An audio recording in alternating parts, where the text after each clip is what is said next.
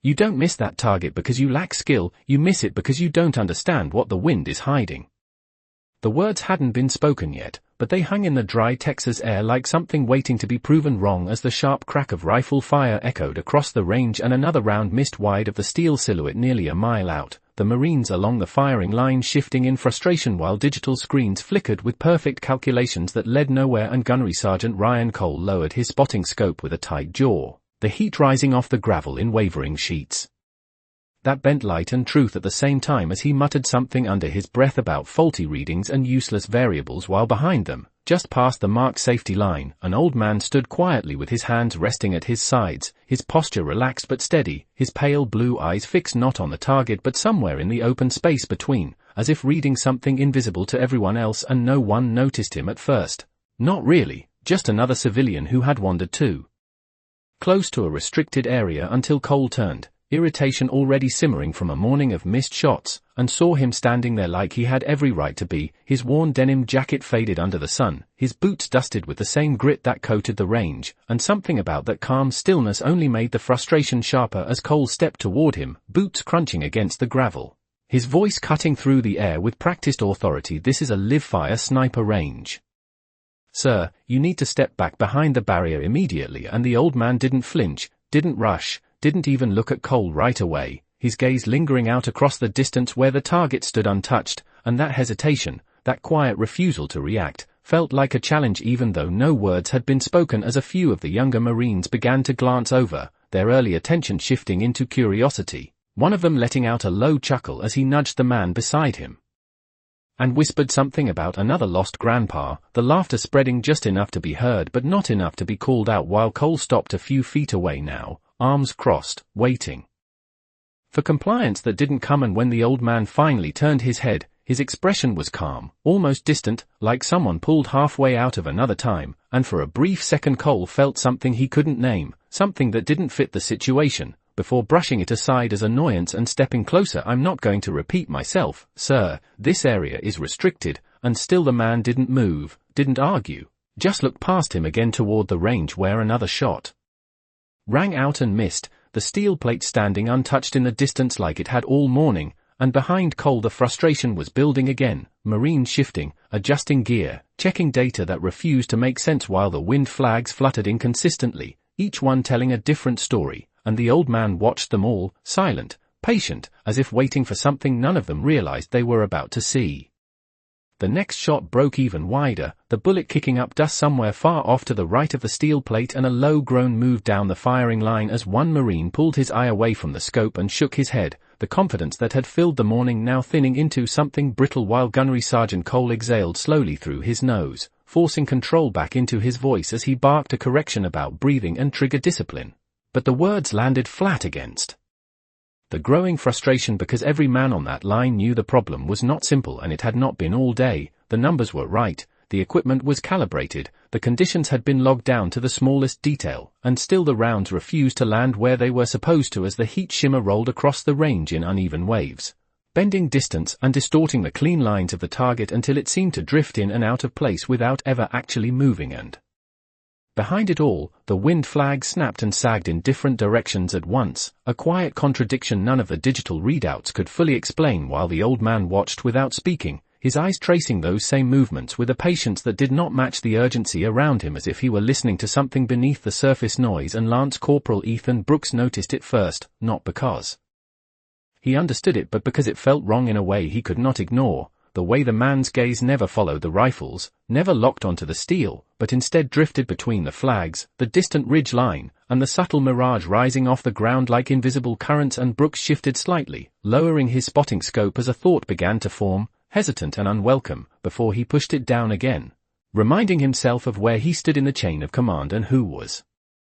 standing in front of him. While Cole turned back toward the old man, the tension now sharpened into something more direct. "Sir, you are interfering with a live training exercise," he said, his tone firm, controlled, but carrying the edge of someone who expected to be obeyed. "Step back now." And again the man did not argue, did not challenge, he simply looked at the range one more time before his voice came, low and steady, carrying farther than it should have for how little effort it seemed to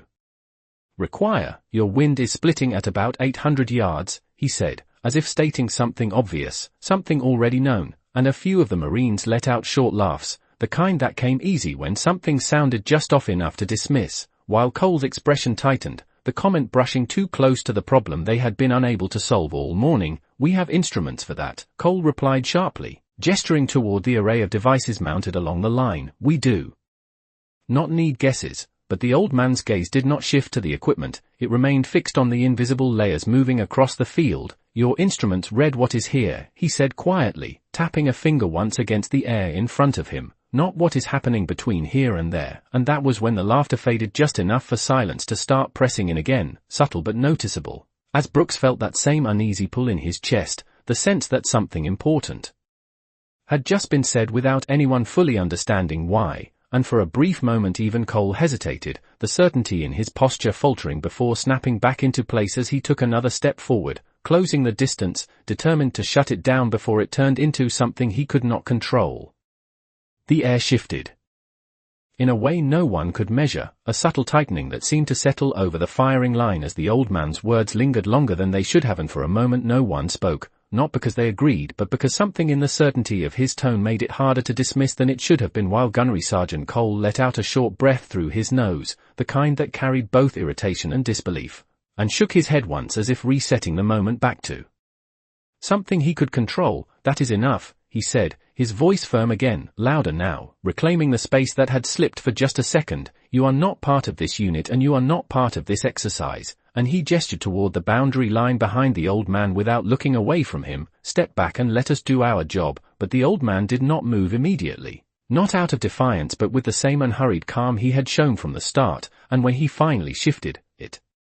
was only a small adjustment of his stance as his eyes returned once more to the distant terrain, reading something that none of the others could see. While behind Cole, one of the Marines muttered under his breath, just loud enough to be heard, "Maybe he should take the shot," and a few of the others snickered quietly, the tension breaking just enough to let arrogance creep back in as another voice followed, louder this time. "Yeah, let the old-timer show us how it is done." The sarcasm thinly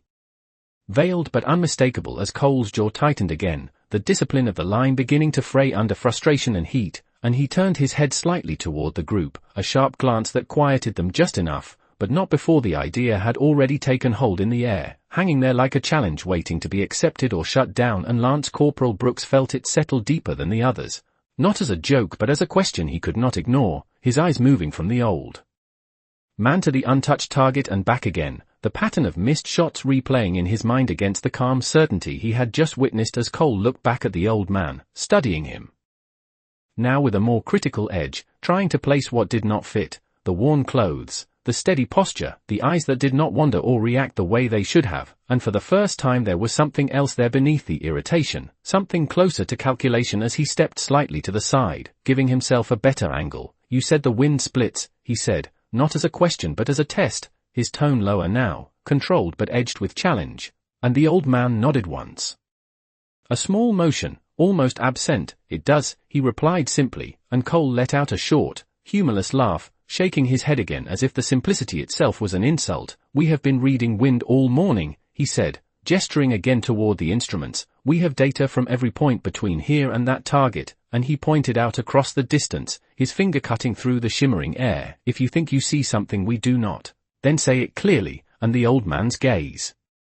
followed that line, not to the target but just short of it, to a place where the mirage bent differently, where the air seemed to fold in on itself, and when he spoke again, his voice did not rise, did not demand attention, but it carried anyway, steady and precise. "You are solving one wind," he said, "but the bullet travels through three," and this time no one laughed, not immediately, the words landing with a weight that felt out of proportion to how quietly they had been said as Brooks felt his grip tightened slightly on the edge of his spotting scope, the unease sharpening into something closer to belief. While Cole held his stare on the old man for a long second, the silence stretching thin between them before he made a decision, not because he accepted the explanation but because he refused to be challenged without an answer, and he turned sharply, reaching down to the rifle resting on the mat beside him before lifting it with one hand and extending it outward toward the old man. The motion deliberate, controlled, but unmistakably loaded with intent. "Fine," he said, his voice cutting clean through the stillness. "Show us." For a second no one moved, the rifle suspended between them like a line that once crossed could not be taken. back as the weight of the moment settled over the range and even the restless shifting of boots against gravel seemed to quiet on its own while Gunnery Sergeant Cole held his arm extended, his expression fixed in that hard, controlled neutrality that Marines learned early, but there was something else beneath it now, something sharper, a need to prove that this interruption, this quiet old man, was nothing more than a distraction that would end the moment reality reasserted itself and the old man looked at the rifle, not with hesitation, not with eagerness, but with a kind of familiarity that did not need to be expressed as he stepped forward, slow and deliberate, closing the distance without breaking the rhythm of his calm, and when his hand reached out, it did not grab, it did not fumble, it simply settled around the rifle as if it had always belonged there, his fingers finding their place with a quiet certainty that did not go unnoticed by Lance Corporal Brooks, whose eyes narrowed slightly as he leaned forward just a fraction, something in his chest tightening again as he watched the way the old man adjusted his grip without looking, the way his shoulders aligned naturally, not forced, not corrected, just right, while Cole released the rifle into his hands with a short exhale, stepping back half a pace as if giving space but also creating distance, reclaiming control of the situation in his own mind as he folded his arms again and waited, the faintest trace of a smirk pulling at one corner of his mouth as if expecting this to resolve itself quickly and quietly in his favor, while a few of the Marines shifted to get a better look, the earlier frustration now replaced with curiosity edged in skepticism, one of them whispering under his breath about how far the target really was, about how even seasoned shooters had struggled all morning, and the old man said nothing, not yet. He simply turned with the rifle and lowered himself to the mat with care, not slow because of weakness but measured, deliberate, each movement placed exactly where it needed to be as he settled into position, and for a moment he did not even bring the rifle fully up, his eyes instead lifting to the horizon again, scanning, reading, following the subtle distortions in the air that shimmered between here and the steel plate set nearly a mile out across the range, while the wind flags continued their quiet argument, one snapping sharply to the right, another hanging limp, a third twitching in a direction that made no sense when compared to the others, and the old man watched all of it, absorbing it, as if each movement carried a piece of a larger pattern that only he could see, and behind him the line remained still, the usual murmurs fading into a silence that felt different. Now, heavier, more focused, as Brooks realized he had stopped breathing normally, his attention locked onto the smallest details, the angle of the old man's head, the way his left hand supported the rifle without tension, the way his right shoulder settled into place without adjustment, as if the position had been practiced more times than could be counted, while Cole's gaze remained fixed as well, his earlier confidence still present but now mixed with something he would not name, something that made him watch more closely than he intended to. And then the old man finally brought the rifle up, but even then he did not look through the scope right away. Instead he paused, just for a moment, his eyes still on the open space ahead, as if confirming something one last time before committing, and when he did lean in, when his cheek met the stock and his eye aligned with the glass, it was smooth, seamless, a motion without hesitation or correction, and in that instant, the entire range seemed to narrow down to a single point, a quiet center where everything else fell away, leaving only the rifle, the distance, and whatever it was he had already seen before anyone else even knew where to look. He did not rush the shot, and that alone began to shift something in the air as the Marines watched with growing stillness, because everything they had been taught pushed speed, correction, rapid adjustment, but this was different. This was patience stretched thin across distance and heat and invisible motion, as the old man remained completely still behind the rifle, his breathing slow, controlled, almost imperceptible, while the barrel stayed fixed, not chasing the target, not reacting to the shifting mirage, but waiting for something unseen to align. And Lance Corporal Brooks felt it before he understood it, the moment when the air itself seemed to settle just enough, not calm, but consistent, like a pattern finally revealing itself, and the old man's finger rested on the trigger without tension, without urgency, as if the decision had already been made long before he ever touched the rifle. And somewhere deep in his posture, something older surfaced. Something carried not in words but in memory, as the heat of the range faded from his awareness and was replaced by something else entirely, something quieter and heavier, the faint echo of rotor blade somewhere distant, the thick weight of humid air pressing against his skin, the subtle movement of leaves that told stories no instrument could capture. And in that memory he was younger, not in body but in presence, focused in a way that removed everything unnecessary until only the essential remained, the line between where he was and where the shot needed to land. A connection built not from calculation but from experience layered over years. Until it became instinct, and back on the range his breathing paused at a natural point, not forced, not held, simply allowed to settle as his finger began to move, and for a fraction of a second nothing existed except that motion, smooth and uninterrupted, the rifle responding as if it were an extension of him rather than a tool, and the sound that followed was clean and singular, cutting through the heavy air without echo, without drama, just a single report that seemed almost too simple for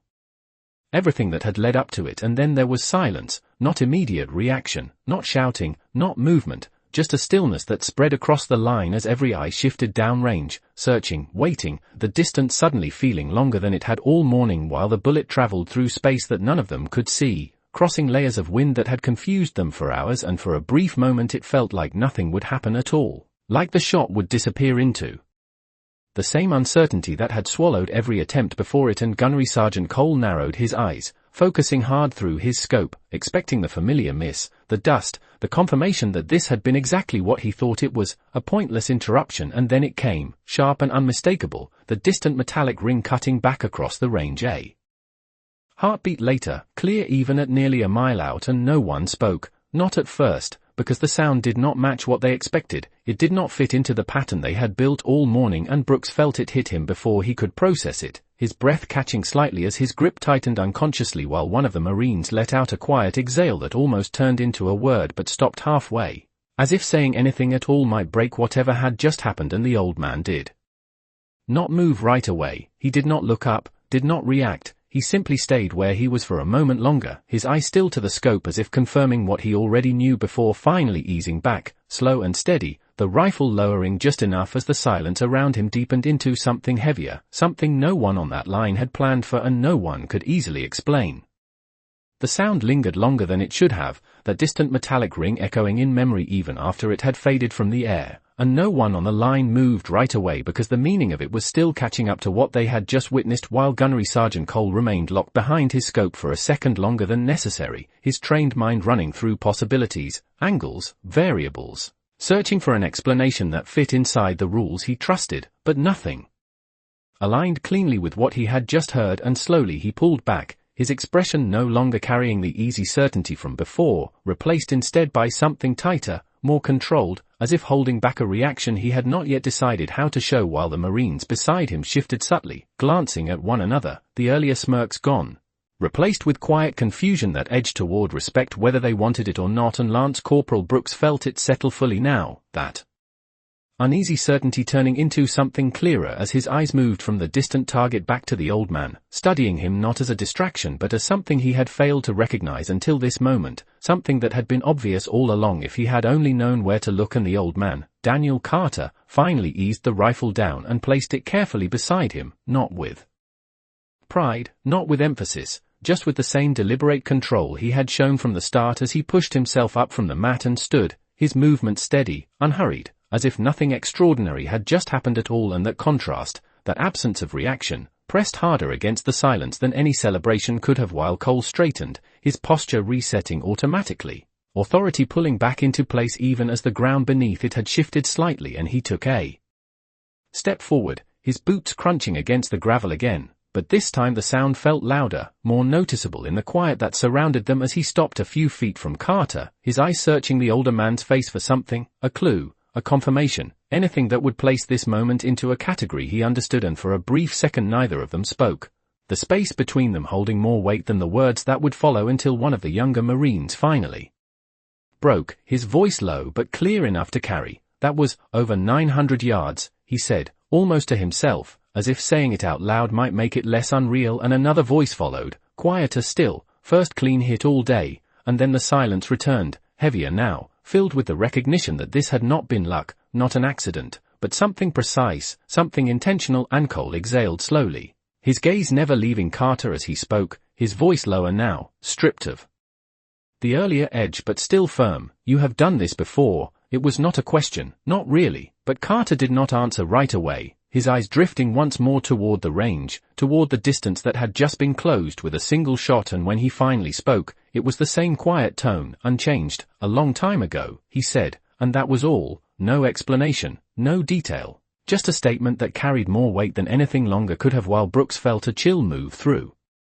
him despite the heat, the kind that came from realizing you were standing next to something you did not fully understand. And for the first time that morning, no one laughed, no one challenged, no one reached for an easy dismissal because whatever had just happened had taken that option away, leaving only silence and the slow, unmistakable shift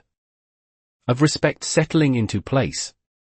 The silence did not break all at once, it shifted slowly, like something heavy settling into place as the Marines on the line adjusted their stance not out of command but out of instinct, their posture straightening just a fraction as if responding to something unspoken while Gunnery Sergeant Cole studied Daniel Carter with a focus that had nothing to do with authority anymore, his mind turning over the shot, the conditions, the distance, replaying it again and finding no gap, no mistake, no easy explanation to dismiss it, and that absence began to speak louder than anything else as Lance Corporal Brooks took a small step forward without realizing it, drawn by something he could not ignore now, his voice low but steady as he spoke. "Sir, how did you see it?" The question slipping out before he could stop it, and for a brief second Cole glanced toward him, a flicker of correction ready, but it never came because the question had already landed and Carter turned his head slightly, his gaze meeting Brooks for the first time directly, not judging, not measuring, just acknowledging, as if the question itself mattered more than who asked it, and he considered it for a moment, not searching for words but deciding how much to say before answering in that same calm tone. "You do not look at the target," he said, his voice quiet but clear enough to carry across the still line. "You look at everything between you and it." And Brooks felt that settle deeper than he expected, his eyes shifting instinctively back toward the range as if trying to see what he had missed all morning, while Carter continued, not teaching, not lecturing, simply stating what was already true to him. "The ground heats uneven, the air lifts in layers, the wind changes direction where you cannot see it directly." He paused, his gaze moving across the flags, the ridgeline, the shimmer in the distance. "You do not solve one problem. You follow the path," and again there was no reaction. At first, not because the words lacked meaning but because they carried too much of it, too simply, cutting past the complexity everyone else had been relying on. And Cole exhaled slowly, the structure he depended on shifting in a way he did not like but could not ignore. As he stepped closer again, this time without the earlier edge, his voice lower, more measured, "That is not standard training," he said, not as a dismissal but as a statement of fact, and Carter gave the smallest hint of a nod. "No," he replied, "it is not," and that was all. No defense, no explanation, just quiet acceptance as Brooks felt something click into place, not understanding fully but enough to know that what they had been doing all morning had only been part of the picture, while one of the Marines behind him let out a slow breath, shaking his head slightly as if trying to reset his own expectations, and Cole's gaze remained steady on Carter, the pieces aligning now in a different way, not through data or rank but through something harder to quantify. As he spoke again, "Where did you learn that?" And this time there was a longer pause, not hesitation but distance, as Carter's eyes drifted once more beyond the range, beyond the flags and the target, to somewhere far removed from the present moment. And when he answered, his voice carried the same calm but with something deeper beneath it, something older. "Out there," he said simply, and for a second no one needed him to say more because whatever he meant by that was enough to change how every man on that line now saw him, not as a distraction, not as a challenge, but as something they had failed to recognize until it was already standing right in front of them. The weight of that last answer settled deeper than anything that had come before it, not because it was dramatic but because it was not, because it carried no need to impress, no need to explain, just a quiet certainty that made everything else feel smaller by comparison. As the Marines on the line stood in a silence that was no longer uncertain but reflective, each of them replaying the shot in their own way, measuring it against what they knew and finding that what they knew was not enough. While Gunnery Sergeant Cole remained still for a moment longer before turning slightly, his eyes moving downrange again, not to confirm the hit but to reconsider the entire problem that had been in front of them all morning, and for the first time he was not looking for confirmation of his method, he was looking for what he had missed, and that shift, subtle as it was, changed the posture of the entire line as Lance Corporal Brooks slowly raised his spotting scope again, but this time he did not lock onto the steel plate. Instead his gaze drifted short of it, tracing the uneven shimmer of heat rising off the ground, watching how it bent and shifted at different distances, noticing for the first time how the mirage did not move as one but in layers, each one carrying its own direction, its own quiet current. And his breath caught slightly as he began to see it, not clearly, not completely, but enough to understand that what Carter had said was not theory, it was reality that had always been there, waiting to be noticed. While behind him one of the other Marines adjusted his stance, lowering his rifle without being told, his earlier confidence replaced by a focused stillness as if trying to relearn something he had assumed he already understood. And Cole took a slow stepped back toward the line, his voice carrying again but changed, less sharp, more grounded. "Reset positions," he said, not as a command driven by frustration but as a decision made with new intent, and the Marines responded immediately, not out of habit but with a renewed attention that had not been there before as they settled back into place, each movement more deliberate, more aware, while Carter remained where he stood, just behind the line now, no longer an outsider being removed but not stepping forward either, simply observing again as if the moment had already passed for him. And Brooks adjusted his scope once more, this time watching the space between rather than the target, his mind working through what he had just seen, what he had just heard, and how it changed everything as another Marine took a shot, the crack echoing across the range, and for a split second the same uncertainty returned, the same weight, the same stretch of distance, and then the impact came, not as sharp, not as perfect, but closer, noticeably closer, and a quiet shift passed through the line, not excitement, not celebration, just recognition as Cole's head turned slightly toward Carter, not fully, not openly, but enough to acknowledge what had just happened without saying it out loud, while Carter did not react, did not nod, did not claim anything. He simply stood there, his gaze steady, as if this outcome had never been in doubt, and in that moment the dynamic had fully changed, not through orders, not through rank, but through a single act that had rewritten the way everyone present now understood the space in front of them, the distance between where they stood and what they thought they knew. The rhythm of the range had changed completely now, not in volume but in meaning, each movement sharper, each adjustment more deliberate, as if every man present had stepped into a different version of the same place without ever leaving it, while the distant steel no longer felt unreachable, no longer something to fight against, but something to understand. And Gunnery Sergeant Cole stood just behind the line, his arms no longer crossed, his posture open in a way that would have gone unnoticed on any other day, but here, now, it marked the shift more clearly than any words could as he watched another Marine settle into position, his breathing controlled, his focus no longer locked on the target itself but stretched across the space leading to it, reading, interpreting, following the path the way it had been shown to them without being taught. And when the shot came, it carried a different kind of confidence, not forced, not rushed, and the result followed. Not perfect, but closer still. And that was enough, more than enough, to confirm what had already been understood as Lance Corporal Brooks lowered his scope slowly, a faint exhale leaving him as he glanced back toward Daniel Carter, the question he had asked earlier now answered in a way that did not need repeating, while Carter stood exactly where he had been, hands relaxed at his sides, his presence as quiet as when he had first arrived, as if the entire moment had passed through him without leaving a trace. And that contrast, that absence of ownership, settled deeper than anything else as Cole finally stepped forward again, stopping a few feet from him, not as a barrier this time, not as a challenge, but as something closer to acknowledgement. And for a brief second he said nothing, the words forming and being discarded before he settled on the only thing that felt honest enough. "Thank you," he said, simple, direct, without embellishment. And Carter gave the smallest nod, not accepting praise, not dismissing it, just recognizing it for what it was before his gaze drifted once more across the range, taking in the line, the Marines, the shifting wind, and then back to Cole as he spoke one last time, his voice steady, quiet, but carrying the weight of everything that had come before it. "Respect the space between," he said, and there was no instruction in it, no command, just a truth placed where it needed to be. As Cole held his gaze for a moment longer before nodding once in return, the exchange complete without needing anything further, and Carter turned then, not waiting, not lingering, simply stepping away from the line with the same measured pace he had arrived with, his boots crunching softly against the gravel as he moved toward the edge of the range. And no one stopped him, no one called out, because there was nothing left to ask and nothing left to prove as Brooks watched him go, committing the moment to memory in a way he did not fully understand yet but knew would matter later, while behind him the line reset once more, rifles lifted, scopes adjusted, eyes no longer searching blindly but following something deeper, something quieter, something earned. And as another shot rang out and another closer impact followed, the lesson settled fully into place without a single formal command, without a single raised voice, carried instead by the kind of understanding that could not be taught in manuals or measured in data. And as the sound faded into the open air, the range stood in a new kind of silence, not empty, but complete, holding the weight of a truth that did not need to be spoken again, that some knowledge does not come from being told, but from having lived long enough to see what others overlook.